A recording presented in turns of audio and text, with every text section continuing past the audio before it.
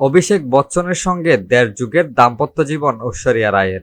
আছে আরাধ্যা বচ্চন নামে এক কন্যা সন্তান। মাঝে মধ্যে গুঞ্জন ওঠে সম্পর্কটা ঠিক আগের মতো নেই এ বলিউড দম্পতির। তবে এ নিয়ে কখনো প্রকাশ্যে মুখ খোলেননি দুজনের কেউই। বিচ্ছেদ বিষয়ে মুখে তালা দিলেও পুরনো এক অনুষ্ঠানে এ বিষয়ে মন্তব্য করেছিলেন ঐশ্বরিয়া। সময়টা ২০০৯ সাল, সবে বিয়ের মাত্র ২ বছর পার হলো। অপরা উইনফ্রের অনুষ্ঠানে হাজির অভিষেক ও ঐশ্বরিয়া। সেখানে তাদের বিয়ের বেশ কিছু মুহূর্ত তুলে ধরা হয়।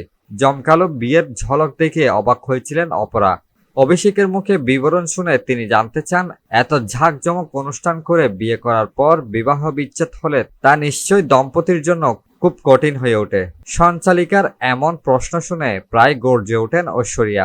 প্রশ্নের জবাবে তিনি বলেন, আমরা এই ধরনের ভাবনা মাথায় আসতে দিই না। বিয়ে মানে পরস্পরের প্রতি সারা জীবনের প্রতিশ্রুতি। পরিবারের সঙ্গে থাকার মধ্যে রয়েছে আনন্দ।